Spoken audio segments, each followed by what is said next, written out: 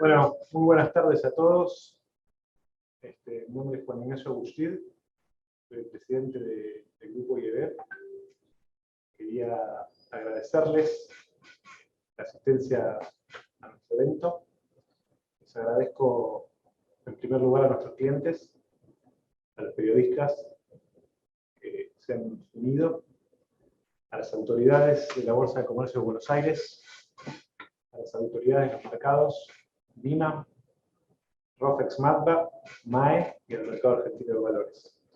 También agradezco a los miembros de la Fundación Mediterránea que han aceptado participar en nuestro evento como espectadores.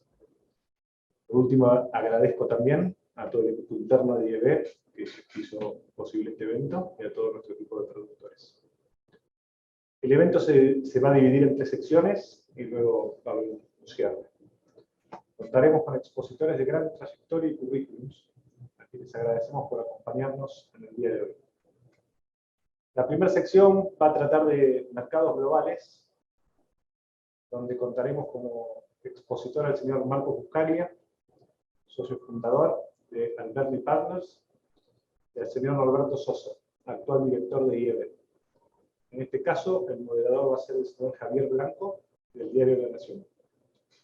El segundo bloque tratará sobre deuda argentina, que es muy importante, donde los expositores serán el señor Federico Furiase, director de Cobou, y el señor Federico Broggi, actual jefe de Research en IEB. En este caso, el moderador será Gustavo Bazán, de Diario Clarín. El tercer y último bloque tratará sobre acciones globales y acciones locales, cuyos expositores serán el señor Claudio Suchuminsky, que es el gerente de mercado de capitales de la Bolsa de Comercio de Buenos Aires, y el señor Eduardo Herrera, actual CEO de IEB Fondos. En este caso, la moderación de este bloque estará a cargo del señor Julián Yosevich, del diario Economista. Por último, el cierre del evento y los comentarios finales estarán a cargo de la señora María José Van Morlegan, actual directora ejecutiva del Grupo IEB. En el marco de nuestras continuas presentaciones por streaming, por vías virtuales, y habiéndolo discutido en el seno de nuestra compañía de IEB, hemos tomado como objetivo principal difundir el mercado de capitales. Esperamos que esta presentación sea muy útil para las decisiones de vuestras inversiones. Sin más, vuelvo a agradecerles por la presencia, espero que disfruten del evento y procedo a cederle la palabra al señor Javier Blanco. Javier, ¿estás por ahí?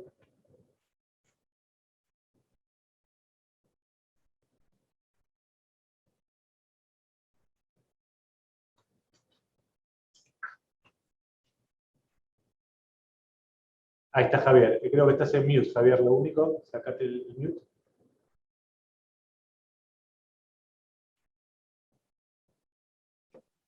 ¿Ahí me escuchan?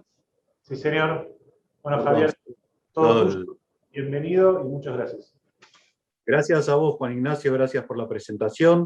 Nos toca comenzar a hablar de la economía internacional, porque el marco de cualquier estrategia de inversión claramente tiene que ser lo que sucede en la macroeconomía en general.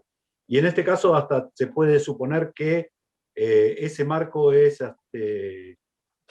tiene menos incertidumbre que el que tiene el marco local, al que estamos tan acostumbrados últimamente. Sin embargo, por la situación de pandemia y las idas y vueltas que han padecido en los últimos meses respecto a las vacunas, hasta acá estábamos todos visualizando, bueno, por lo menos en el mundo, ¿no? No es el caso argentino, pero sí en el mundo, se estaba empezando a ver el escenario post-pandemia, porque las vacunas se habían logrado desarrollar en un tiempo inédito, y más allá de los problemas logísticos de distribución, eso abría la posibilidad de una regularización de la actividad productiva, de la actividad comercial. Aparecieron ahí algunas dudas que tienen que ver con las nuevas cepas, las que trae la cepa sudafricana, o la que se conoce como de Manaus, donde hay algunos estudios que alertan, bueno, estas vacunas, guarda que vamos a tener que volver para atrás con algunos pasos, porque estas vacunas tienen un sexto de efectividad frente a esas variantes, con lo cual ahí hay uno de los puntos de incertidumbre. ¿Qué puede pasar si el escenario pospandémico se vuelve a retrasar un poco? Y el otro tiene que ver con las novedades que no sé si esto habrá sido calculado con tanta exactitud, pero hoy tenemos fechas, definiciones muy concretas, por ejemplo, del mercado de Estados Unidos, porque el paquete de estímulo de Joe Biden acaba de recibir el primer aval parlamentario que se descontaba, pero bueno, es una novedad. Se completa un paquete de ayuda que significa una inyección de recursos que equivale casi a un cuarto del tamaño de la economía de Estados Unidos. Estamos hablando de una enorme inyección de liquidez. Eso había despertado en el mundo y en los mercados un temor a un rebrote inflacionario que se vería, de qué manera sería, pero bueno, eso es el escenario en que estamos y por eso vamos a convocar a los dos especialistas que tenemos hoy, tanto a Marcos Buscaglia como a Norberto Sosa, para que nos guíen respecto de cómo leen los datos que aparecieron en el mercado hoy, que no fueron pocos. Se conoció el dato de inflación en Estados Unidos, con una inflación que estuvo a nivel general en los parámetros, en las líneas de lo que esperaban en el mercado, pero a nivel de la inflación núcleo fue menor todavía, y la primer subasta de bonos de esta inyección que va a haber, de las notas a 3 años, que tuvo una buena demanda. ¿Cómo lo leen estos dos datos? Bueno, primero que nada, muchas gracias Javier, muchas gracias Norberto y al grupo IEB por la invitación, es un placer para mí estar acá. Para mí, yo me abstraería del dato de corto plazo, porque básicamente me parece que todavía la economía está sujeta a restricciones, y no solamente está sujeta a restricciones, sino que lo que no tenemos que olvidarnos es que de la gran cantidad de paquetes de estímulo que hubo, justamente por las restricciones en parte y por la incertidumbre, una gran parte se ahorró. Cuando uno mira el ahorro en los Estados Unidos, subió el año pasado casi un 10% del PBI. Es decir, estos son cheques que le fueron a la gente y que se ahorraron. Entonces, creo que el dato no digo que lo obviaría totalmente, pero me parece que hay que mirar para adelante. Y adelante, lo que hay es un gran elefante acá, que es otro paquete de estímulo, como muy bien mencionaste, por 1,9 trillones, estamos hablando casi 9% del PBI, que viene atrás de 4 paquetes de estímulo el año pasado, de los cuales dije, no, tenés el First Family Act, el CARES, el Paycheck Protection y el Responsive Relief de diciembre. O sea, tenés un programa que lo aprobaron hace 2 meses, ¿me explico? Entonces, y importante, este paquete tiene mucho cuestionamiento. Este paquete fue cuestionado por economistas que uno no podría decir son ortodoxos. Acá salieron a cuestionar el paquete economistas como Rogoff o como Larry Summers, que fue secretario del Tesoro de Obama, no de Trump o de Reagan. Entonces, ¿cuál es la crítica?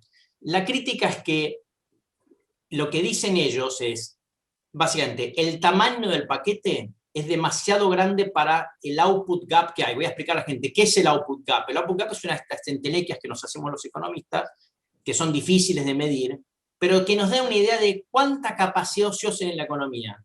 Entonces, vos querés armar tu estímulo para que más o menos cubra ese faltante de demanda agregada, vamos a poner así. Pero este paquete es varias veces mayor que ese gap. Ese gap se estima en 800 billones de dólares. Estamos hablando de un paquete de 1,9 trillones. Entonces empieza todo un debate, ¿no?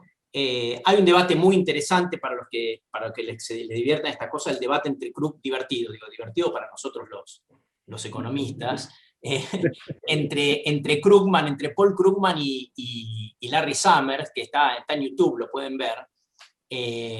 Muy interesante. Son 2 economistas heterodoxos, yo diría, pero obviamente uno mucho más heterodoxo que el otro. Y las discusiones van, yo diría, a ver, ¿cuál es el problema acá? El problema acá, ¿cómo pienso yo de la macro a las inversiones? Para anticiparme a la conclusión y después voy a hablar más. Acá lo que uno tiene que pensar es, toda esta plata que están tirando, ¿va a generar inflación o no va a generar inflación? Y en base a eso uno toma las decisiones de inversión. ¿Sí? Entonces, primero, déjenme un par de minutitos explicarles cuál es el debate, qué opinan unos y otros. Yo después doy mi opinión. Pero entonces, ¿qué dicen los que piensan que no va a traer inflación? Es una combinación de cosas. Una dicen lo que los economistas, perdón que sigo introduciendo conceptos, llamamos multiplicadores, son bajos. ¿Qué significa esto? Para traducirlo, es, te van a dar la plata, pero te la vas a ahorrar. Te la vas a ahorrar, o sea, no la va a gastar la gente. Entonces, el impacto en el consumo y la demanda no va a ser tan grande como espera. Número uno. Y número dos, dicen, además de eso, lo que hay que acordarse, dicen, es que en los últimos, si bien esto puede llevar a que la tasa de desempleo caiga, en los últimos años, la relación entre ese output gap, o si querés la tasa de desempleo e inflación, desapareció. Lo que los economistas llamamos la curva de Phillips, que es esa relación inversa que cuando te baja el desempleo, que implica menos output gap, más presión de demanda, típicamente te sube la inflación. En los últimos 20 años colapsó la curva de Phillips. ¿Qué significa esto? Que bajó la tasa de desempleo, pero la inflación no subió. Fíjense, la tasa de desempleo cayó de 10% en 2009, después de la gran recesión, al 3,5% prepandemia, y la inflación ni se inmutó en Estados Unidos. Entonces, el argumento de gente como Krugman o como Gita Gopinath, que es la número uno, la economista número del FMI, es primero, algunos de ellos mencionan multiplicadores, no todos dicen lo mismo, pero los multiplicadores son bajos, y lo segundo es, la curva de Phillips se aplanó, es decir, puede ser que baje el desempleo, es decir, que le ponga presión a la economía, pero esto no va a llevar a más inflación, porque los mismos factores que hicieron que la curva de Phillips se aplane en los últimos 20 años, que es la globalización con China, la automatización, que baja la capacidad de los sindicatos de presionar mucho, el aumento del ahorro global, es decir, toda una serie de factores por el envejecimiento de la población van a seguir estando. Lo mismo que hizo que sea plana la curva de Phillips en los últimos 20 años y que no haya una relación tan directa entre desempleo e inflación, van a seguir operando. Esto es lo que dice una parte de la grieta, no es una grieta en realidad porque es todo un debate muy, muy civilizado, ¿no? En otra parte, es una palabra muy argentina, digamos ya. Sí, sí. Bueno, del otro lado te dicen, si te muestro un gráfico de la cantidad de dinero con respecto al PBI de Estados Unidos, Europa, Japón, poner el nombre que quieras, te caes, te morís.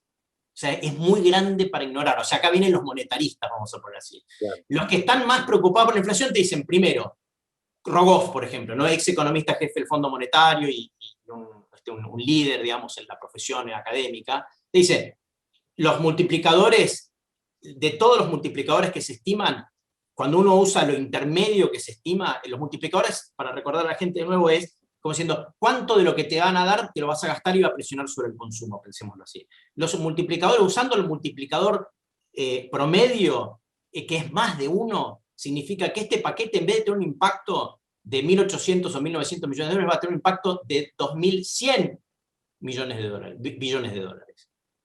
Va a ser más grande todavía. Y el output gap, acordate, el output gap es de 800, está medido. Para que te des una idea, donde los bancos de inversión ya se están jugando. Goldman Sachs cambió hace poco su proyección de crecimiento de Estados Unidos al 7%. Sí. El crecimiento no... Sí. La OSDE, déjame decirte, sí. Ayer también la revisaba la proyección de crecimiento mundial y decía que este paquete de Biden le aporta al PBI mundial o al crecimiento del PBI mundial estimado para este año para ellos un punto más. Pero déjame darle la palabra a Norberto para que... Dale, sí, porque ya hablé demasiado. La segunda parte, claro. No quería decir esto, pero más o menos.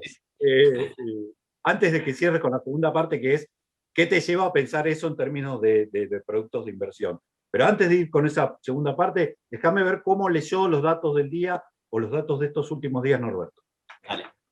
Bueno, yo voy a basarme en el análisis macroeconómico muy interesante que planteó Marcos y voy a los impactos en los mercados, ¿no?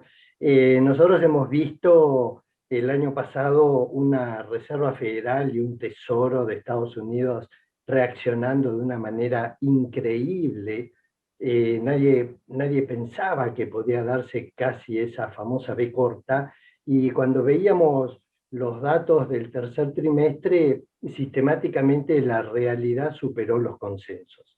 Y a diferencia de eso, lo que estuvimos viendo últimamente es que los datos publicados iban quedándose por debajo de los consensos. Si miramos un indicador muy clave que presta mucha atención tanto la Fed como la número 1 del Tesoro, que es una Fed, Janet Yellen, hay un indicador, el Weekly Economic Index, que prepara la Reserva Federal de New York, que muestra esa pérdida de fuerza en la economía, con lo cual yo me sumo a los que estábamos convencidos que la economía americana necesitaba un empujón. La pregunta era si ese empujón venía del lado monetario o fiscal. ¿Por qué? Porque tiene impactos distintos sobre los mercados. Entonces, lo que quedó claro es que el empujón no viene por el lado monetario, y eso primera implicancia en los mercados, porque si no hay mucha más expansión monetaria para adelante, más allá del debate que plantea Marcos sobre la inflación, lo que quiere decir es que a nosotros nos cuesta ver que el dólar a nivel global se siga debilitando. Y entonces los commodities que suban van a subir más por el lado de la atracción de la demanda que por una debilidad en la unidad de cuenta. Ahora, más allá del debate de si el paquete es excesivo o no, que coincido con Marcos que es uno de los temas centrales de las discusiones, lo que sí queda claro es que Estados Unidos va a volver a tener un déficit fiscal muy importante. Eso significa que va a tener que colocar deuda, y eso significa que el año 2021, que empezó siendo un año muy difícil para la deuda en general, lo va a seguir siendo.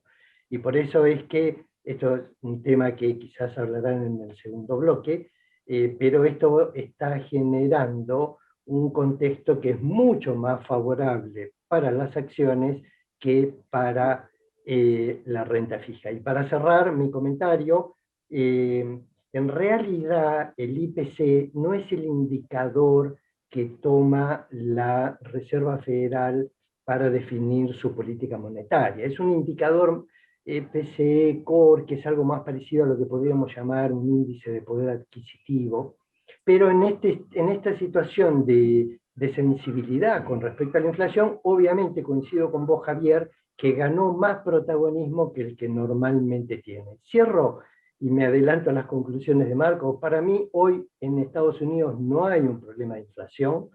Sí, lo que se llama reflation o reflación, es que hay algunas presiones en algunos precios, pero como dice Marcos, si el paquete se pasa un poquito de rosca y se cierra el output gap, hacia fines de este año o comienzos del año que viene, podría ser que la economía americana tuviese una situación de recalentamiento que fundamentara más la preocupación de inflación. Mientras tanto, y cierro mi bloque, así le dejo el resto del bloque a Marcos, conclusiones: no vemos que el dólar se debilite mucho más. Vemos un contexto muy complicado para la deuda en general, lo cual ya le pone un contexto complicado a la deuda argentina, y vemos un escenario muy positivo para el equity, donde podemos discutir, y eso ya lo hablarán en el tercer bloque, qué sectores, si es small cap, blue chip, pero esa es mi contribución al bloque de hoy, y lo dejo explayarse a Marco, que es nuestro invitado. Buenísimo, ¿no? Marcos, sí, la duda es cómo el panorama que pintaste, cómo se engarza con las recomendaciones o sugerencias de inversión en el sentido de cuáles son los sectores que habría que mirar, porque lo escucho a Norberto hablar de, bueno, creemos que las acciones tienen un recorrido más al alza, el mercado accionario, pero Wall Street está en máximo hoy. A ver, primero creo que Norberto mencionó algo muy importante, porque cuando yo, no había dado mi opinión final sobre el tema del tema bien inflación, no, yo soy de los que creo que viene inflación, pero Norberto dijo algo muy importante que es, o implícitamente, que es cuando cuando sube la inflación no es que va a subir de una y vamos a estar el mes que viene con 5% de inflación en Estados Unidos. Cuando uno mira estos procesos, sobre todo en países que han tenido expectativas de inflación tan estables durante mucho tiempo, va a llevar un tiempo, ¿no? No es de un día para otro. Generalmente, mismo en los 60, cuando se aceleró la inflación, Kennedy y Johnson le dieron mal al gasto público y la suba de la demanda, y la inflación tardó como 4 o 5 años en despertarse más fuertemente. Entonces, yo creo que eso es importante decirlo, pero yo creo que hay que estar pensando que al final del proceso, a mí me da la impresión de que, y estar posicionado pensando que al final del proceso la inflación va a venir porque el paquete es muy grande y porque le va a ser muy difícil a los bancos centrales, con la situación política que hay en el mundo, desarmar, pelear muy fuertemente contra esa inflación. Entonces me parece a mí que algo van a tener que acomodar, y eso va a llevar a la inflación. Ahora, en el corto plazo, me parece a mí que... Permíteme hacerte una consulta al respecto. Vos estás planteando que ese rebrote inflacionario puede ser meramente coyuntural, como decía Norberto, que decía, bueno, puede darse hacia el final del año, o que le marcaría un nuevo piso a la inflación y, por lo tanto, a las tasas de interés. No, yo creo que vamos a ver años siguientes con inflación más alta, que no va a ser un rebote de una inflación de un periodo corto y después volvemos al 2% o menos del 2%. Para mí vamos a un régimen donde vas a estar por varios años con inflación más alta de la que tuvimos en los últimos años. No solamente por eso que mencioné de la cantidad de dinero que se emitió con respecto a la economía, etcétera, sino porque mucho de ese dinero que se ahorró, cuando se levante la pandemia, la gente va a salir a gastarlo. Y tercero, porque una cuestión fundamental es que aquellos factores que hicieron que la curva de Phillips se aplanara, es decir, que desaparezca esta relación entre inflación y desempleo, que son lo de China, la automatización, etcétera, etcétera, están llegando a su fin, más allá de la pandemia, nada que ver con la pandemia. Es decir, China incorporó en este siglo cientos de millones de trabajadores a la economía global, lo cual fue un gran impulsor de precios para abajo, ¿sí? Entonces, eso, más allá de la pandemia, ya llegó a su fin. Y lo otro es la automatización. Yo por automatización digo en general todos los procesos que hicieron la falta de suba del salario mínimo, la dessindicalización en los Estados Unidos, la automatización, le quitaron mucho poder de negociación a los trabajadores. Entonces, eso se está revirtiendo. Se está discutiendo en Estados Unidos suba del salario mínimo, Biden está pro sindicato. Entonces, lo que digo es, y además, volviendo al punto anterior de la globalización, Biden no es que va a volver a foja cero con China, es decir, la pelea con China va a seguir, con lo cual va a haber un poquito de ruido, de turbulencia adicional sobre la globalización. ¿A qué quiero decir con esto? Que la cantidad de dinero más todos estos factores, y yo creo que esa cantidad de dinero, arriar el barrilete les va a costar mucho, mucho políticamente, y me parece que al final no lo van a terminar haciendo del todo, que vamos a un régimen de inflación más alta en los próximos años, pero de nuevo, o sea, los economistas cuando pensamos un efecto, tendemos a concluir que esto pasa en el periodo, en nuestros modelos pasa en el periodo siguiente, y por eso acá, por suerte, está Norberto para recordarme que estas cosas no pasan de un día para otro, que hay que pensar el portafolio de manera dinámica, y no es que la inflación va a subir al 5% el mes que viene, ¿eh? Entonces eso está claro. Y en el interín, a mí me parece que las acciones, como dice Norberto, son buenos, y además, si la inflación sube, cuando uno mira los trabajos de Jeremy Siegel, Stop for the Long Run, en el golpe inflacionario las acciones no te protegen, pero en el largo plazo sí. En cambio, si vos estás en bonos largos, estás frito. Entonces, en lo que te conviene es acortar, en el proceso de suba de inflación, te conviene estar en lo que tengas de deuda, acortar duration, es decir, bonos más cortos, ¿sí? Los que tengan más miedo de la inflación como yo, bonos indexados, y acciones. Entre acciones yo no soy el experto, vamos a dejar que es lo que dice el resto de los paneles de expertos. A mí, si puedo dar mi pequeña contribución, yo me siento más cómodo con acciones de emergentes que con acciones de mercados desarrollados, porque las veo, como vos decías, Javier, como que no están baratas, ¿no? Las acciones de países desarrollados. Pero bueno, esos son mis 2 centavos con respecto a dónde poner la plata. Déjame preguntarle a Norberto que amplíe, pero muy brevemente, porque se nos está agotando el tiempo, cuando decía acciones. Bueno, prefiero acciones.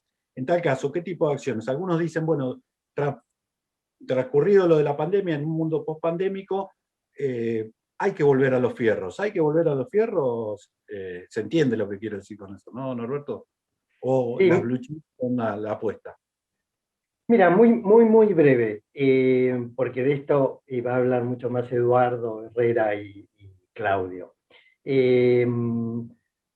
Yo te planteo lo siguiente, lo que estuvimos viendo el año pasado es como que se han ido generando tres tendencias que quizás en alguna manera aceleró la pandemia, que es la búsqueda de innovación. Todas las compañías que sirven, hoy por ejemplo hay tractores en el mundo, máquinas cosechadoras que funcionan con inteligencia artificial. Entonces, es como que todo lo que es innovación es una gran tendencia. Hay otro tema que es todo lo que es greening, energías limpias. Y después el otro tema es con ese tratado de comercio que hizo China el año pasado, que representa el 30% del PIB mundial, indudablemente Asia es una tendencia. Ahora, lo que ocurrió hace, básicamente en febrero, es que más allá de los debates de inflación, creo que el mercado terminó de entender, y más ahora con la ampliación del paquete fiscal, que la economía va a encontrar en el segundo semestre los niveles prepandemia y, como decía Marcos, hasta incluso cerrar el output gap. Entonces vino todo un proceso de rotación que eso favoreció transitoriamente al sector financiero, al sector energía, a las small cap. Entonces vimos que de pronto subió mucho las small cap y cayeron mucho las tecnológicas que están en el Nasdaq. Me parece que eso nos dio oportunidad para posicionarnos. Hoy el sector tecnológico me parece que volvió a ser una oportunidad, y te lo cierro con numeritos. De acuerdo a los análisis que hacen los distintos equipos de research a nivel global, mirando a 12 meses, el S&P 500 tiene una potencialidad de crecimiento del 17%. Y sectores como el tecnológico y otros sectores que también tienen un poco escondido la participación de tecnológicos, 22%. Con lo cual, creo que esta corrección del sector tecnológico de estas últimas semanas da una oportunidad de reposicionamiento. Y lo último, me gusta la idea de Marcos de emergentes, pero no nos olvidemos que si en algún momento la Fed tiene que salir a recoger el barrilete y replicamos un escenario tipo 2018, había un escenario de felicidad, de liquidez, y cuando la Fed empezó a contraer, ahí tuvimos que ir a tocar la puerta del Fondo Monetario. Entonces, va a depender de cómo se maneja esa sintonía fina entre el Tesoro y la Reserva Federal para que sea un mundo de rosas para los emergentes o un mundo de espinas, ¿no? Así que... nos quedan varios meses para ver ese episodio. Yo les había planteado, ya vamos a hacer el pase, pero mis dudas tienen que ver respecto de lo inflacionario. Por ejemplo, me parece que hay un factor que no está apareciendo en los escenarios o en los mapas, que tiene que ver con la exuberancia, no sé si es irracional, pero de algunos mercados, o básicamente del Bitcoin o de las criptomonedas, y la puja que parece estar dándose por esos recursos para ingresar a la economía real. Pero eso lo dejaríamos para otro momento, porque me parece que es un capítulo muy largo. Le quería agradecer a los dos, tanto a Norberto como a Marcos, y le vamos dando paso a Gustavo, que va con la presentación del próximo bloque, donde ya nos metemos en cosas que me parece que son un poco más complejas, que es la realidad argentina. Si me disculpas, Javier, en nombre de IEB, muchísimas gracias a vos, Javier, sos un periodista de tanta trayectoria. Muchísimas gracias, Marcos, por todo el respeto que te tiene el mercado, por participar en nuestro evento. Y Javier, te dejo para que hagas el cambio de testimonio. El pase. El pase a Gustavo. Gracias, Norberto, y muchas gracias por haberme convidado a participar de este evento. Gustavo, ¿estás bien? Gracias. Javier, ¿cómo te va? Muy buenas tardes. ¿Qué haces? Hola Marcos, ¿cómo estás? ¿Qué decís? Bueno, Hola, ahí se fue Marcos. ¿Cómo te va? Muy bien, muy bien, muy bien. Bueno, la verdad que me toca coordinar, moderar un bloque que es realmente, por lo menos espinoso, que es el de la deuda argentina en pesos y en dólares. No, la verdad que el punto tal vez más alto, exitoso de la gestión del gobierno de Alberto Fernández fue el cierre del canje de deudas. Parecía que era un logro realmente impactante, sobre todo por el fuerte recorte en el monto de los vencimientos de los vencimientos a pagar de los próximos años. Pero bueno, un día antes del cierre del canje teníamos un riesgo país de 2000. El día siguiente al cierre del canje llegamos a estar en 1000, 1100, y hoy estamos en 1700, lo cual marca realmente, yo me animaría a decir, por lo menos un fracaso de lo que de lo que se esperaba de semejante operación, ¿no? De reestructurar deuda en dólares, ley extranjera, a manos de privados por 100.000 millones de dólares. Hoy estamos de vuelta con el mercado descontando un default, por lo menos para cuando empiecen los primeros vencimientos en 3, 4, 5 años. Y después, bueno, el Ministerio de Economía apostando fuertemente a la deuda, al mercado de deuda en pesos, apostando a varios tipos de instrumentos, y hay que ver qué resto, qué capacidad tiene el mercado de capitales argentino, tan chiquitito como todos sabemos, para afrontar eso y no tener que pedirle al Banco Central más pesos de los que ya se les ha pedido, y tratar de respetar el límite fijado en el presupuesto. Así que son dos mundos muy divergentes, el mercado de deuda argentino totalmente desenganchado del mundo, y el mercado de deuda en pesos también con expectativas, porque se desarrolla bajo dos incógnitas muy importantes. Una es qué va a pasar con el dólar, qué va a pasar con la brecha, qué va a pasar con el tipo de cambio. Y la otra, qué va a pasar con la inflación, porque de ahí hay que ajustar entonces las tasas que el mercado le pide al gobierno para prestarle pesos. Dicho esto, y ya que está Federico Furiase, analista y director de EcoGo, le voy a pasar la posta a Federico. Yo te propongo, Federico, arranquemos primero por el tema deuda en pesos, que es lo que está más activo, más en el día a día de todos los operadores.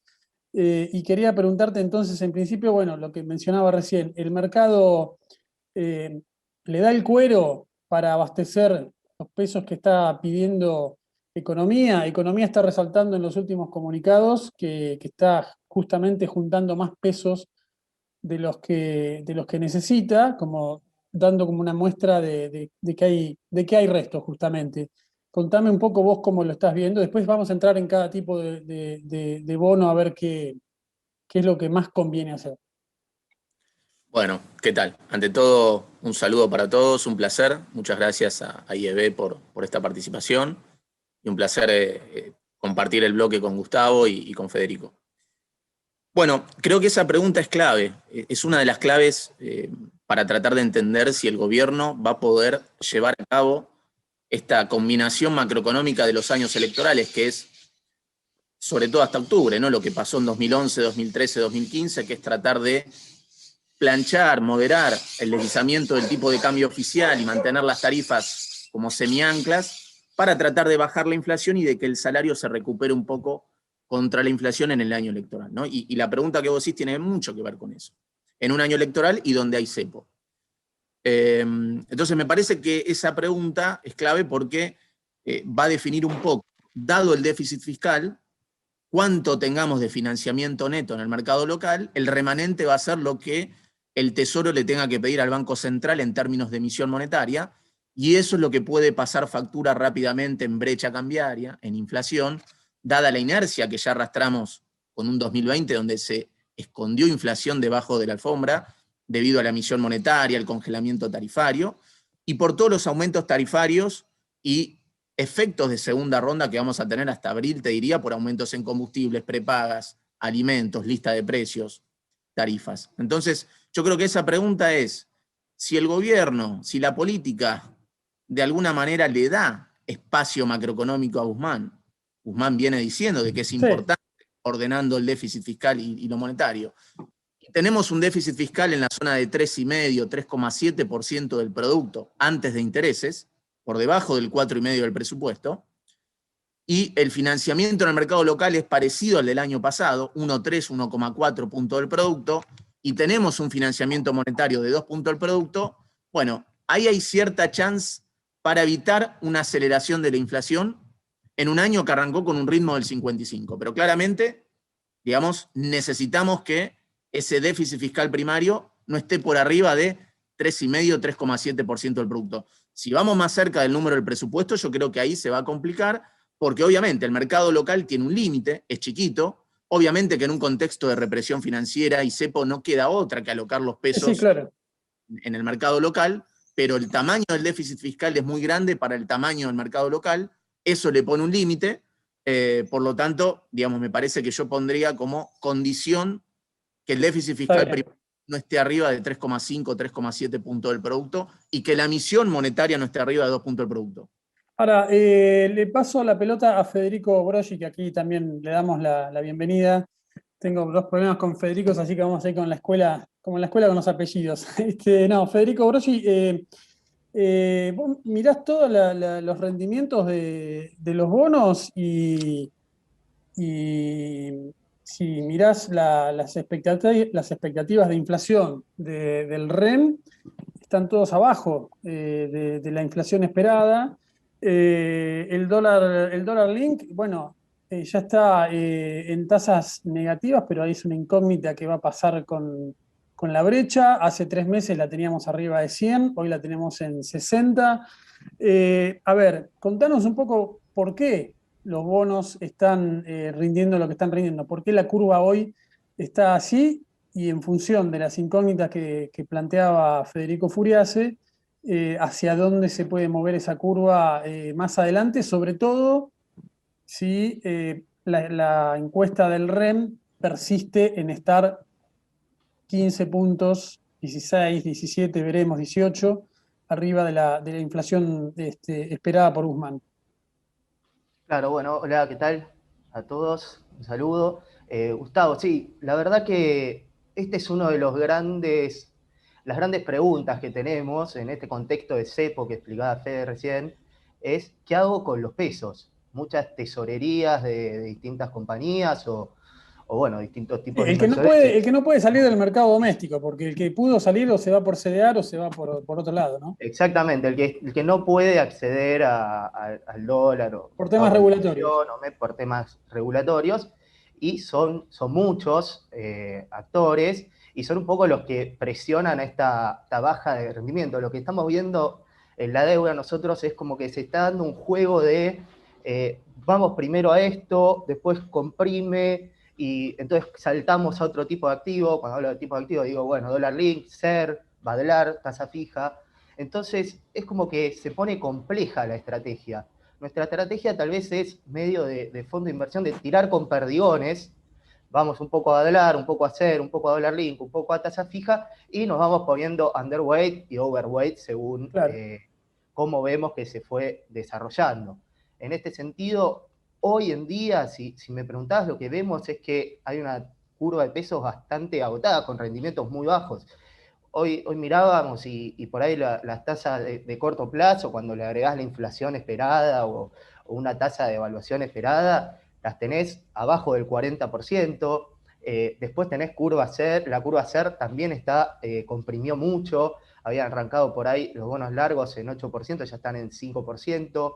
Los bonos a 20, 22 que estaban positivos ya rinden negativo. Entonces tuvimos una fuerte compresión en pesos, lo que nos agrega otro desafío más, que es que hay que tener mucho cuidado con qué compra, pues ya empiezan a quedar algunas cosas caras y otras cosas, las que por ahí son más seguras, como puede ser la deuda de corto, ya no te da tanto rendimiento. Ahora, vos lo que me estás diciendo es que no hay ningún instrumento en peso que hoy te esté asegurando ni siquiera el empate con la inflación, si tomamos como buena la de la encuesta del REM. Y lo que te pasa es que tenés que alargar un poquito de duration y ahí asumís riesgos. Claro. Sobre todo por ahí en los SER, que son los que rinden positivo. Fíjate lo que pasó esta semana. Bueno, eso justamente les quería preguntar a ambos, porque Yo creo que fue una mala comunicación del INDEC, pero el proceso de actualización de la canasta me parece totalmente lógico. Pero también sabemos lo que pasó en este país con el IPC. Dicho esto, ¿les preocupa finalmente el posible retoque o dibujo o que el rebalanceo del IPC dé una inflación tal vez más baja de lo que se está esperando hoy, justamente por modificar las ponderaciones dentro del índice? Federico Furiase. No, yo creo que, digamos, lo dijiste vos muy bien, es un proceso normal, en cualquier país hay un rebalanceo de los ponderadores que usa un índice de inflación, con lo cual, además es un proceso muy largo porque recién se está trabajando en una encuesta de hogares del 2018 con la que se venía trabajando en 2004. Recordemos que una vez que estén los nuevos ponderadores, tiene que haber 9 meses de relevamiento con esos ponderadores para que esté disponible un potencial índice, con lo cual es largo plazo para la Argentina. Ahora, volviendo, te agrego para complementar un poco la pregunta clave que le hacías a Fede y que comparto totalmente, esto de tener la diversificación, que es algo muy dinámico. Me parece que el mercado recién está comprando de que en un año electoral, con cepo, con la soja arriba de $500, el margen que tiene el gobierno para ir frenando el dólar oficial y atrasando el tipo de cambio real del oficial, por lo menos hasta octubre, es más alto de lo que se pensaba allá por octubre. Entonces, en esa lógica, y yo creo que todavía puede ser mayor ese margen de lo que hoy pricea, de lo que hoy descuenta la curva de los bonos. Entonces, me parece que en ese juego me sigue gustando lo que es curva ser corta versus dólar link. Es decir, probablemente tengamos meses en los cuales la inflación, por un tema inercial, efectos de segunda ronda, le cueste romper el piso del 3% mensual. Sí. De febrero probablemente esté más cerca de 3,5% y marzo vuelva a subir, y que el deslizamiento del tipo de cambio oficial vaya por detrás de la inflación, ¿no? Recordemos que el crawling ya va al 2,5% de ritmo promedio mensual en marzo, viniendo de 4 en enero. Y esto que el mercado empieza a descontar, yo creo que se puede intensificar, y eso le da valor a la curva a ser corta versus dólar link a octubre, noviembre. Ahora, para pensar después de octubre, ahí me vuelve a gustar el dólar link más largo, el TB22, versus los bonos SER, porque la probabilidad de que haya cierto ajuste del tipo de cambio después de las elecciones es más alta en ese sentido. Entonces, de pesos con esa lógica, sobre todo cuando, para que el Banco Central suba la tasa y le dé atractivo a los bonos que ajustan por tasa de interés, yo creo que vamos a tener que ver un recalentamiento en la brecha que por ahora el central la viene manejando comprando y vendiendo a L30. Está bien. Ahora vamos a hablar de eso. Ahora vamos a hablar de eso, Federico, pero déjame esto. Vos decís octubre. Yo te digo el día siguiente a que los que aceptaron pagar el impuesto de riqueza lo pagaron. Lo que se está diciendo es, bueno, hoy se está reventando mucho, había contado con liqui para hacerse de pesos y hacer frente al impuesto. Pasa el pago del impuesto y tenés todos los pesos que va a tener sobre todo el productor de soja con un lindo precio. No le va a gustar la diferencia, obviamente, entre el precio de Chicago y el de acá, pero lo va a liquidar igual, una parte, lo que sea, qué sé yo, y la clave es que van a pasar con esos pesos gente que, como decíamos con Federico Broggi, no tiene la limitación regulatoria y puede empezar a comprar el dólar contado con liqui o el dólar bolsa, que hoy está, entre comillas, barato. Esa es la duda que yo tengo, qué va a pasar a partir de ese momento con la brecha y cómo puede eso derramar sobre el resto de las decisiones de los portfolio managers. Federico Broggi, ¿qué opinas vos? Sí, la verdad que compartimos la preocupación. Nosotros, justo a principios de marzo, sacamos un informe donde hablábamos de que vemos al Banco Central haciendo lo que dice Fede, tal vez un aparente superrulo. ¿En qué consiste esto? Rápidamente, compro los dólares al tipo de cambio oficial por el comercial y vendo dólares a través del MEP, que es compro el bono y lo vendo contra dólares, ¿no? Y de esta manera lo que hago es intervenir en la brecha, ¿no? Sí. Y mientras hago eso, lo que también esto le permite absorber pesos al Banco Central, porque absorbe por el diferencial. Entonces, en ese Pero sentido... bajan las reservas o no suben en suben línea con como las que debería está ser. comprando. Claro, entonces en ese sentido lo que puede ocurrir con la brecha, si hay un desborde ahí de demanda, va a depender lógicamente de cuánto de esta operatoria haga el Banco Central o no. Porque después, por otro lado, si cuando miramos, nosotros tenemos un indicador de benchmark del CCL, con un Banco Central acumulando reservas y sin financiamiento, volvemos al déficit fiscal que hablaba Fede recién, sin financiamiento al Tesoro, la verdad que este benchmark permanece estable, no genera presiones extra. El problema es si empieza a haber emisión o si las reservas empiezan a estancar o descender como el año pasado, y ahí ya también el benchmark le agregaría presión. Entonces, en este sentido, nos parece que bueno, va a venir un poco de este combo, del combo monetario, que va a depender del déficit fiscal, y también de un poquito de voluntad, por así decirlo, por mantenerlo más o menos controlado, ¿no? al CCL. Está claro. Federico Furiase... Gustavo, te hago un paréntesis muy cortito, para dar un poco de color también sobre eso. Fíjate que este es un gobierno que no tiene reservas en el tanque, y no puede, como decía Fede muy bien, no puede colocar deuda en dólares en los mercados. Entonces, el único ancla que tiene este gobierno para estabilizar nominalmente es que se mantenga el ingreso de dólares del campo. Si eso se corta, se complica todo. Mientras estén y fluyan los dólares del campo, el Banco Central tiene margen para ir controlando la brecha en un rango medianamente aceptable, comprando y vendiendo a L30. Lo que pasa es que esa operación absorbe pesos al dólar contado con liqui, pero también insume reservas. Claro. Por eso, en lo que va del año, solamente el 29% del ingreso de dólares del campo fue a las reservas. Entonces, como decía Gustavo, cuando se corten los dólares de la cosecha, julio, agosto, septiembre, ahí entra, se cortan los dólares de la cosecha. Probablemente el gobierno busque anclar más fuerte el tipo de cambio oficial en los meses antes de las elecciones. Tenemos la demanda de dólares preventiva que hay siempre antes de una elección, y probablemente ahí es donde veo el riesgo de un recalentamiento de la brecha, que eventualmente podría llevar al Banco Central a subir la tasa si pasa factura además en la inflación. Federico Broggi, te hago una preguntita puntual, porque ya Federico Furiase nos dijo más o menos cuáles eran los bonos que estaba prefiriendo él. En tu caso, bueno, a ver, el dólar link, ajustable por ser, Badlar más algo o fija. ¿Dónde estás viendo vos, o dónde estás poniendo hoy, mejor dicho, tus preferencias? Bien, buena pregunta. Nosotros lo que estamos recomendando desde invertir en bolsa es irnos más bien al tramo corto. Tenemos una curva a ser tal vez un poco cara en el largo, sobre todo porque pensamos que el gobierno, el objetivo ahora, una vez que ya frenó más o menos el tipo de cambio, va a ser bajar la inflación y podrían haber sorpresas. Y entonces, en este sentido, preferimos estar cortos en ser. Dentro de lo que es dólar link, a nosotros nos gusta más el que vence en 2022, TB22, que el T2B1. De hecho, este año le fue bastante mejor. Si te fijas, el spread entre ambos fue en favor al T22. Y también, bueno, nos gusta buscar un poquito de rendimiento, tal vez en un tasa fija, TO26, que rinde 49%, o hay unos Badlar provinciales que también dan buen carry. Entonces, como ¿Eso que... tiene liquidez? ¿Eso tiene liquidez, lo último que mencionaste? Algunos sí, otros poca.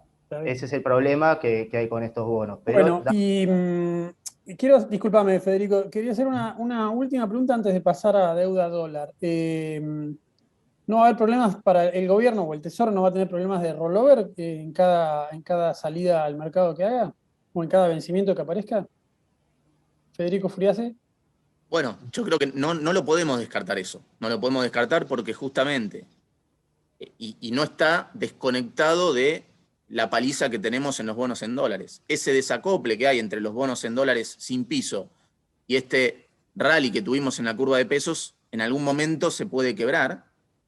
Y si eso sucede, por cuestiones políticas, porque el déficit fiscal empieza a pasar factura de vuelta, porque se emite más de la cuenta, porque la política mete palos en la rueda, porque se termina dilatando el acuerdo con el fondo como se está descontando, obviamente todo eso va a presión en la brecha y en ese contexto finanzas le va a costar.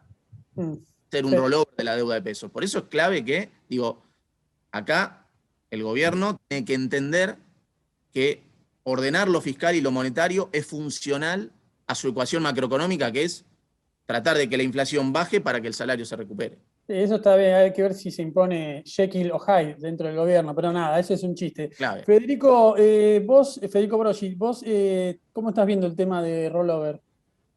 Y arrancó muy bien, pero hay que también resaltar que el primer trimestre, los vencimientos de pesos, fueron bajos más que nada. Claro. Enero, febrero y marzo tampoco hay grandes vencimientos. Entonces, está bien, al gobierno le gusta decir tuvo financiamiento neto positivo, Claro. una buena noticia, no vamos a decir que no, pero fueron meses, la verdad que no fueron tan complicados. Más hacia adelante vamos a tener tal vez meses más complicados que veremos cómo se las ingenian, porque también hay que recordar que noviembre y diciembre de 2020 fueron muy complicados, con grandes Seguro. vencimientos, y ahí salió el equipo de finanzas que entendemos que está muy atento a colocar dólar link, a buscar qué demanda el mercado y tratar de enchufar eso en las colocaciones. Entonces va a depender también un poquito de eso, de la cintura. Está muy bien. Ahora, volvamos al principio, y ya para ir a la deuda en dólares, la verdad que no sé qué se puede agregar porque me parece que el acuerdo con el Fondo Monetario, no sé, cae más chance de que no pase nada hasta después de las elecciones. Hay que ver si se aguanta. Pero bueno, tenemos el AL30 perforando el piso de los $30, el AL35 por ahí, las tasas de rendimiento de estos bonos que son benchmark para el mercado en el 20%, escenario de catástrofe total. ¿En qué va a derivar eso? Yo no sé, me imagino que Guzmán dirá, bueno, tengo 3 años porque tengo pocos vencimientos.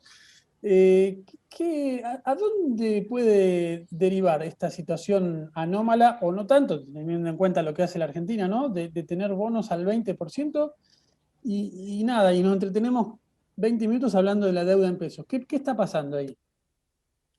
Bueno, ahí hay que entender, digo, cuando tenés cepo, represión financiera, digamos, y sobre todo lo que es en un año electoral, y tenés cierta caja por la soja arriba de $500, bueno, y cuando después de una reestructuración no tenés vencimiento de deuda en dólares con el sector privado hasta prácticamente 2024, hay que entender que los desequilibrios pueden durar mucho más tiempo de lo que predice el Excel de los economistas. Eso es clave.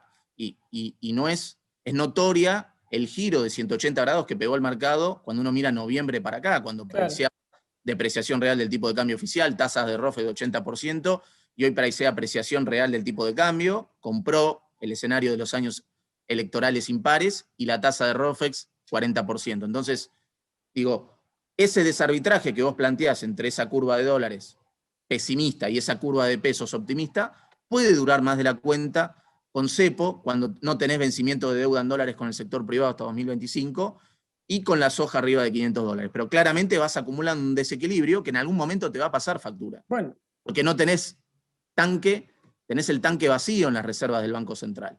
Entonces, el riesgo es que si no se acomoda lo fiscal y lo monetario en el tiempo que se requiere, y eso, que es lo mismo que decir, se posterga más de la cuenta el acuerdo con el fondo, bueno, en algún punto eso va a hacer que ese pesimismo en la curva de dólares se vaya trasladando a la curva de pesos, se complique el refinanciamiento de finanzas, la brecha pase factura, la inflación empieza a acelerarse, aunque pises el tipo de cambio oficial, y eso termina más tarde o más temprano en un ajuste. El gobierno puede evitar eso. Puede evitar si hace los deberes fiscales y monetarios que Guzmán dice que va a hacer, pero que el mercado no cree que tenga el control para hacerlo. Tal cual. Federico Broggi, me imagino que, no sé si vos te animás a decírselo a un cliente, pero algún cliente te debe estar diciendo, che, un bono que rinde 20%, ¿está para poner una ficha o no? ¿Qué lectura estás haciendo? Y en función de eso, ¿qué le decís a ese hipotético cliente? Bien, creo que la lectura viene un poco de la mano de lo que vos comentabas recién. Decías, bueno, tengo 3 años, Guzmán piensa tal vez que tiene 3 años. ¿Y qué es lo que nos dicen estos 3 años? Que hay hay tiempo, ¿no? Antes de que Argentina tenga que pagar, y entonces lo que puede pasar con lo que está pasando, según nuestra visión con los bonos argentinos en dólares, es que hay un problema de costo de oportunidad. Claro. Porque, ¿qué es lo que pasa? No, cuando, lo que a nosotros nos gusta decir es, vos, en lo que respecta a deuda, o mostrás buenos números o contás una linda historia. Claro. Buenos números ya sabemos que no tenemos para mostrar, y una linda historia, ¿cómo se podía contar? Se podía contar a través de un acuerdo con el FMI. Te voy a dar un dato interesante. Recién en el primer bloque comentaban del bear market de deuda. Estuvimos analizando distintos países, Latinoamérica, emergentes, cómo viene la deuda en lo que va del año. Todos caen, 5% Nigeria, Sí. 5% España, lo que sea. Y el único que está positivo es Angola, que está más 5% en dólares, un bono largo. ¿Y cuál es la particularidad de Angola? Que tiene un acuerdo con el fondo, un Extended Fund Facility Program, y que lo está cumpliendo.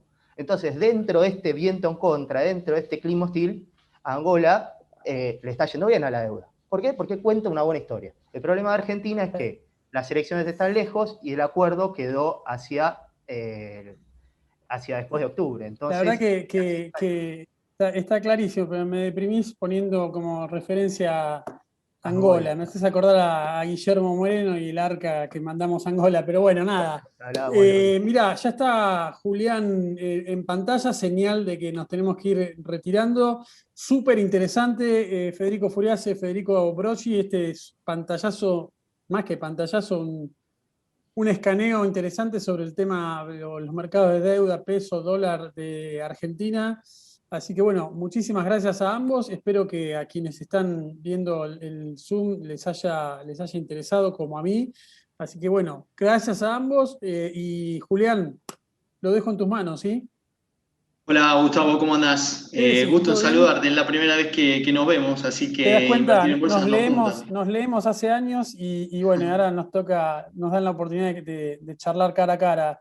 Julián, La súper verdad, interesante porque aparte te toca un panel con un súper comunicador de los mercados como Claudio y bueno, obviamente también con la gente de IEB, así que nada, te dejo el bastón de mando, el famoso pase, lo hacemos rapidito y todo tuyo el evento, ¿sí? bueno, muchas gracias. Comprometemos a la gente de Invertir en Bolsa a armar otro panel para hablar de deuda y de lo que está pasando con los mercados argentinos, así que queda poco el tiempo, pero bueno, seguramente van a seguir organizando cosas como para poder seguir hablando del tema. Muchísimas gracias, Gustavo.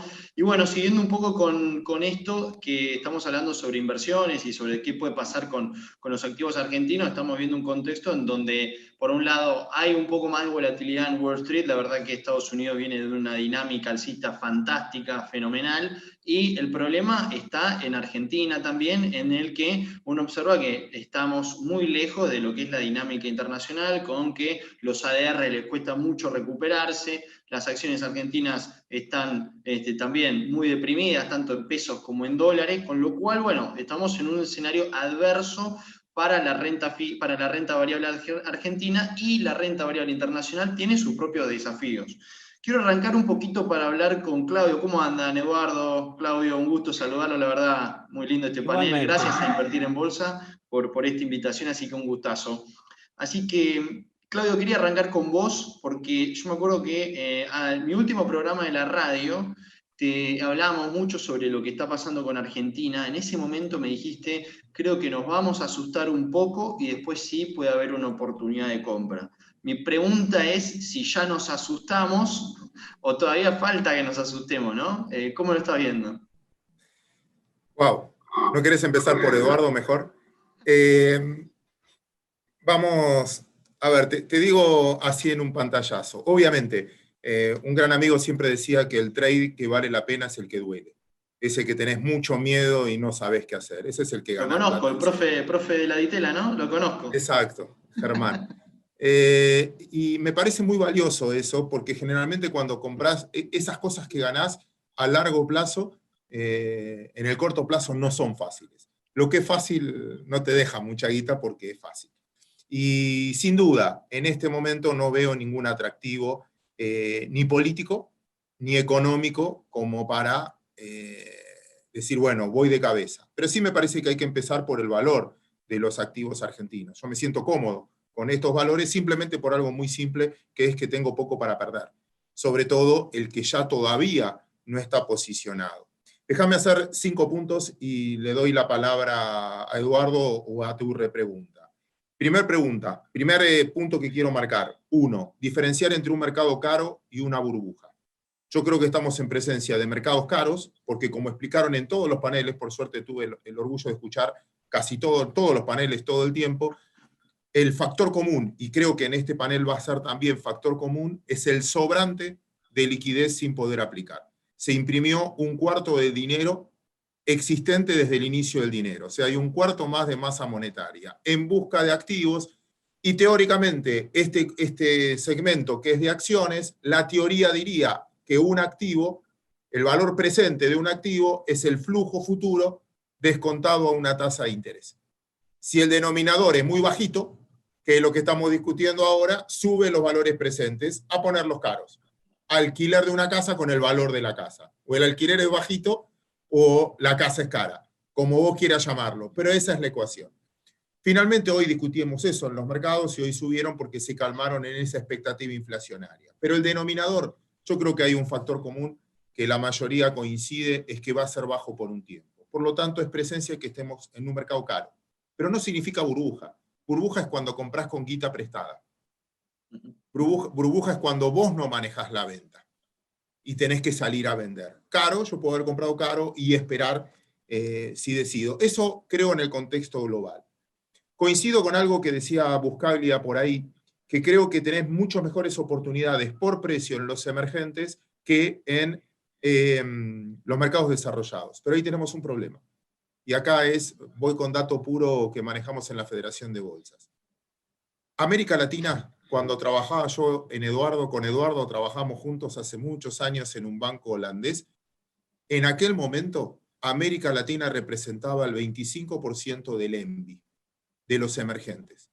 Y Argentina representaba el 18% de los emergentes. Por eso teníamos analistas por rubro, telefónico, de acero, etc. Hoy América Latina, en su conjunto, representa menos del 7% de los emergentes. Cada vez que va guita de emergentes, América Latina, para los fondos tradicionales, es un apéndice chiquito. Y de ese 7% se lo lleva todo Brasil y México. Argentina no existe, pero no existe. Entonces, nosotros nos vamos a tener que arreglar con hedge fund o con alguien que publique algo en Reddit, que sale a cotizar en bolsa ahora, o con una nota tuya en el Cronista. Porque va a ser, el primer punto va a ser Made in Casa, no va a ser institucional. Pero cuando eso venga, por más poco que sea, por eso digo que este trade duele, pero me parece que hay que jugarlo dentro de la cancha. Cierro el comentario. Piensen ustedes que hoy la capitalización bursátil, Eduardo, corregime, de todas las empresas argentinas deben ser de 30.000 palos, como mucho. De los cuales el 30% tiene el ANSES y no va a vender. El 50-45% lo tienen los dueños que no venden, están recomprando. El floating, a que un cliente de cualquier sociedad de bolsa pueda comprar, es 13, 14, 15%. En 30.000 palos, el día que alguien diga compro 100 palos en Argentina, no hay. Pero no hay, lo vimos en un una elefante en un bazar. No hay. Y eso va a hacer que el que tenga stock gane, aunque en estos momentos es como comprar algo y dejarlo, no para mirar los precios. El que compre, no duele hoy, no estamos en el momento óptimo, pero me parece que sí es el momento de capitalizarse en ese esquema. Creo que ahora viene el momento, los mercados se adelantan, creo que viene más un momento de economía real. Veo una transición también en los índices principales del mundo. Eduardo sabe más que yo de esto, de los mercados globales, seguramente se va a referir, pero hoy, como también preguntaba Javier Blanco en un proceso, el punto de volver a los fierros, hoy la economía tradicional, ya sea financiera, energética, acerera, trenes, por ejemplo, puede pasar a ser una alternativa interesante, más que la tecnológica que se adelantó, aunque la tecnológica por precio obviamente también. Y finalmente, que es lo que no encuentro hoy, es cuál va a ser el deal, qué estoy esperando para que esto arranque. ¿Qué es un acuerdo con el fondo? No. ¿Es un cambio político? No. ¿Cuál es el motivo en el cual pueda cambiar esta inercia? No lo encuentro. Y ese Bueno, para mí déjame un dato... preguntarte ahí, y también si querés lo sumo a Eduardo, porque gran parte de los flujos, de los cambios que se generaron en los activos financieros de Argentina, y vení que hablar en las acciones, fueron cuestiones políticas, ¿no? El mercado hizo piso en 2012, cuando empezó a ver de a poco que en 2013 el gobierno perdía las elecciones intermedias que le ganó Massa, a partir de ahí armó un bull market fenomenal, ¿sí? Que se potenció cuando ganó Macri, y no paró hasta 2017-2018, cuando un poco se empezó a nublar, y desde entonces, cuando empezó a verse que el gobierno de Macri perdía, el mercado empezó a caer y se potenció todavía más con la derrota electoral de 2019. Entonces digo, ese fue el sub y baja de Argentina, ¿no? Entonces, de las acciones argentinas, de los bonos también, digo. Entonces nuevamente uno de a poco empieza a ver algunos informes, algunos comentarios, yo empiezo a hablar con operadores o portfolio manager como Eduardo, y empiezan a decir, che, vuelve el trade electoral, ¿no? Con la mala gestión de la pandemia, con la crisis económica, no sé, cuestiones de corrupción que otra vez vuelven a sonar, y que se generan rechazo en la sociedad, empieza otra vez a plantearse la idea de si existe el trade electoral o no. ¿Qué opinan? ¿Viene ese otra vez o no? Mira, yo ahí lo que te puedo decir es que a diferencia de lo que ves en Estados Unidos, donde ni siquiera una invasión del Capitolio genera que el mercado sufra ningún descalabro, Argentina es todo lo contrario. Argentina, claramente yo puedo hacer el análisis de los fundamentals de todas las compañías y decir está todo barato, pero si la política no acompaña, las acciones van a seguir baratas eternamente. O sea que claramente creo que ese es un driver importantísimo. La realidad que, así como es un driver importantísimo, es una incertidumbre enorme. La verdad que no sabemos qué va a pasar, no tenemos ni idea cómo van a venir las elecciones. Recién ahora empezamos a escuchar alguna que otra encuesta, más que todo de imagen de los distintos políticos. Coincidiendo con lo que dice Claudio, yo lo que te puedo decir es, para mí hoy las acciones argentinas, si vos tenés una visión de, no sé, 2 años vista, parecen muy baratas. El tema es, hoy tenés que descontar un flujo, armás todo el flujo proyectado de una empresa argentina, ¿qué tasa la descontás? ¿La descontás al 20% del GD35? Entonces, así como en Estados Unidos te dicen que con tasas del 1,5 se justifica un price earning del 50%, en Argentina con un 20% de risk free Argentina, digamos, no podrías pagar un múltiplo de más de 5. La realidad es que el riesgo que yo veo es, hoy tomás una posición importante en acciones argentinas y por ahí es dinero muerto durante los próximos 2 años, donde te perdiste oportunidades en otros mercados, como puede ser el mercado americano. Claro. Sí, Claudio, ¿vas a decir algo sobre esto? ¿No? Dos cosas quiero aclararte porque hice ese ejercicio yo también. Está bien lo que decía Julián y está muy buena tu pregunta. Pero estamos hablando con el diario del lunes. Yo soy más grande que vos. Yo te aseguro que un día antes del Bonar 2012, el 50% del mercado creía que no lo pagaba. Como lo pagaron, y hoy haces historia, decís, bueno, eso de 2013, 2014, eso porque viste el gráfico después. Y como viste el rebote después, estás dando por validez esa parte electoral que decías. O sea, una cosa es pararte un día antes, y otra cosa es ver con el gráfico hecho cuando querés interpretar el futuro viendo el pasado, cosa que no lo recomendaría. Creo que ese es el proceso. El segundo, a lo que decía Eduardo, esto va a ser un lindo debate, Edu, porque ¿a qué tasa de descuento un flujo argentino? No sé, hoy se conoció el balance de Telecom, se conoció el balance de Transportadora Gas del Sur, el de Galicia ayer, etc. Y vamos a hacer ese ejercicio. ¿A qué tasa de descuento? ¿A la que rinde un bono argentino, cuando el bono argentino es un equity porque casi no tiene cupón, y lo convirtieron también en renta variable? ¿O a la charla anterior que yo escuché, en donde no había aplicación para los pesos y todo me rinde negativo con respecto a tipo de cambio real? Porque ¿cuál es la verdadera tasa de una empresa que factura en pesos y su financiamiento también, en muchos casos, es en pesos? Entonces yo soy menos drástico a esa tasa de retorno que le pido a un activo argentino financiado en Argentina. Sobre todo, repito, porque ¿qué puede hacer una institución como las empresas que mencioné con los pesos que le sobran? Si no es posicionarse en alguna mercadería acá. Obviamente que tenemos techo, que acá no se puede importar, todo lo que ustedes quieran.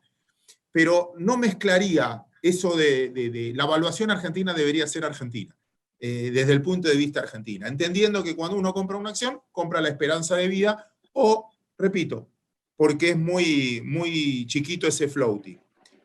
Lo suficientemente chico para decir también tiene piso, porque hay siempre digo lo mismo, una vez ya me salió mal, pero voy a insistir con lo mismo, que también en el valor de los activos, yo me equivoqué con esto una vez y fuerte, que decía que hay un valor de dignidad cuando uno tiene un activo. Y el valor de dignidad es, me olvido, yo te puedo mostrar mi tenencia de acciones que ni sé si las tengo todavía, pero me olvidé porque a este precio me da lo mismo que duplique, ¿entendés? Si ya las compré a 4 y vale 1, que valga 1.50, 1.60, salió hasta que... Y eso va a esa parte que ya no existe más en la compra-venta del día. Y un día, no sé, así como, voy a decir, hoy salió a cotizar una empresa nueva de aplicaciones que subió 60% en un día y era que sean todos, bueno, de aplicaciones telefónicas, etcétera, y vos viste GameStop, y vos decís, bueno, ¿sabes qué? Algún día le va a tocar, y ese día no me va a dar tiempo para comprar. Por lo tanto, a cualquier inversor le diría, no podés no tener el 10% de tu cartera en el país donde vos vivís. ¿Vas a ganar guita rápido? No. Pero después te vas a quedar afuera. Sí. Eduardo, quiero preguntarte también, ¿no?, un poco en esto sobre qué está pasando en Wall Street, ¿no? Por un lado, que está muy firme todo lo que es Estados Unidos, cualquier achique, ¿no?, otra vez suben fuerte las acciones. Obviamente estamos viendo correcciones en algunos casos, ¿no?, que habían subido demasiado, caso Tesla, bueno, un montón de empresas conocidas. Pero digamos, mi pregunta es, y acá también le pregunto lo que dijo Claudio, ¿no? Está muy alto el mercado americano y el riesgo está en qué pasa si eventualmente vemos una caída. Primero preguntarte, ¿ves riesgo de una caída, una corrección, o el bull market va a continuar? Una corrección de un 20, más de un 20%, algo parecido a lo que vimos el año pasado, dado los temores de burbuja de algunos. Y por otro lado, preguntarte eventualmente, ¿qué podría pasar con Argentina si Estados Unidos eventualmente estornuda, ¿no? Porque, digamos, nos acoplamos a la caída cuando no acompañamos a la suba. Sí, mira, yo la verdad que lo que veo es que burbuja no creo que haya en el mercado en general. Creo que hay determinados sectores que yo estuve tratando de identificar donde sí hay excesos, se ven clarísimamente. Yo hoy, por ejemplo, si tuviera que elegir dónde posicionarme, yo me posicionaría en el Dow Jones. Es un índice que los inversores sofisticados no lo quieren mucho, porque técnicamente no es el mejor índice, porque no es un índice armado con capitalización bursátil, sino que es price weighted. Este es el índice que más le gustaba a Trump. Pero es el índice donde tenés las acciones de la economía tradicional americana. Eso tenés Disney, Boeing, Caterpillar, Walmart. Y también tenés otras acciones de la nueva economía o de empresas muy pujantes como Apple, Microsoft, Intel. Ese índice hoy, a grosso modo, estamos hablando de evaluaciones de 30 veces price earnings. Con estos niveles de tasas, la verdad que no parece una evaluación irrisoria para nada, digamos. Yo prefiero pagar 35 veces Apple price earning que pagar 1.700 veces, no sé cuánto vale Tesla, por ejemplo. Donde sí estoy viendo que hay excesos es, por ejemplo, cuando uno ve el Russell 2000. El Russell 2000 es el índice de las small caps. Y ahí creo que puede tener que ver un poco lo que es esta estrategia de la inversión pasiva, donde la gestión activa quedó un poco fuera. Y hoy básicamente el inversor retail va y compra, y si quiero comprarme el ETF del IWM, que es el Russell 2000. Y el gestor básicamente lo que tiene que hacer es salir a comprar todos los componentes de ese índice. Yo lo que estuve viendo es los primeros 20 componentes del índice, la mitad son empresas que pierden plata. Dentro de ellas, por ejemplo, la cuarta compañía del índice es GameStop, para que se den una idea. Es un índice que la verdad que uno lo ve y desde septiembre subió un 60%. ¿Qué es lo que hay adentro? Y adentro tenés empresas de biofarma, tenés empresas de energías alternativas, tenés empresas de alimentos para humanos y para perros, tenés empresas de productos de camping, y las correlaciones... Es una bolsa de gatos, donde la correlación de todas subió fuertísimo, y todas, cuando vos ves, de cada 10 que mirás, 8 más o menos subieron en la misma proporción. Con lo cual a mí ahí me da para pensar que eso es un movimiento especulativo. Con lo cual yo diría, la burbuja yo no la veo, o el exceso, no la burbuja, no la veo en el Dow para nada, no la veo en el Nasdaq, la veo sí, y menos aún con la corrección que tuvo, la veo en el Russell. Sí. Y Ahora, el riesgo está en que eso caiga y se genere lleve un puesto al impacto. otro. ¿Cómo? Sí. Sí, en Argentina también quiero pensar qué podría pasar con Argentina, ¿no? Sí, a ver, el Russell es un índice que es de small cap. Yo no sé si tendría una caída o una corrección en el Russell la fortaleza como para llevarse puesto al resto del mercado, ¿no? Con lo cual, yo por ahora no veo un riesgo de una corrección fuerte. Y en cuanto a Argentina, la verdad, sinceramente, me parece que Argentina va por su propio carril. Así como nos quedamos afuera de toda esta suba, yo no sé cuánto impacto tendría una corrección fuerte, ¿no es cierto? Me parece que vamos por otro lado, estamos en otra frecuencia. Claudio, vos sos ya para terminar, porque quedan unos minutos, solés ver muy bien todo lo que es el mercado entre líneas y los flujos y los ciclos, ¿no? Cuando el mercado subía decíamos, claro, está subiendo porque favorece la tecnología, ahora vemos el sector más cíclico subiendo porque pensamos en un escenario de recuperación económica. ¿Qué hay hoy entre líneas, ¿no? Uno piensa, digamos, ¿qué va a venir, ¿no? Me gustó esto de Eduardo, decir, bueno, la economía real está más relacionada en el Dow Jones, bueno, quizás por ahí va la cosa. Quiero preguntarte si estás de acuerdo y eventualmente, digamos, ¿qué poder ver entre líneas hoy para saber más o menos dónde posicionar la cartera o qué estrategia tener en relación a la renta variable? Perfecto, fácil. Primera parte de la respuesta fácil, siempre estoy de acuerdo con Eduardo, así que sí. Qué grande. Segunda parte muy chiquita. Quiero hacer un hilo conductor también de toda la charla, ¿no? Algo que decía Marcos Buscaglia. Recuerden que hay acciones, empresas, que son defensa contra la inflación. ¿Vos te crees que la inflación va a bajar fuerte en la Argentina? Si hay un lío global, yo creo que lo va a pegar más el tipo de cambio y va a pegar más la inflación. Con lo cual, yo creo que en Argentina puede llegar a ser resguardo de valor. No todas las compañías, sino algunas. No quiero hacer una apología de la compra, pero insisto con lo mismo. Hay un valor donde tengo poco para perder y a ese valor juego. En las entrelíneas también uno ve, como decías vos, el mensaje político en el fondo, que es defensa de valor. Y por último, uno ya no invierte en compañías, amigos. Las generaciones de tu edad y las más jóvenes invierten en personas, en la capacidad de cambio de esas personas. Elon Musk quizás fue un ejemplo y cada vez que tuitea algo en Signal, en lo que fuera, terminó siendo más relevante que el análisis fundamental que podamos hacer un montón, o al menos de corto plazo. Y en Argentina lo mismo, vos tenés que seguir a las empresas. Y siempre insisto con lo mismo, sé que tengo que cerrar. Fíjate qué hacen las empresas, si recompran o no recompran sus acciones. Si quieren lanzar más acciones o recompran.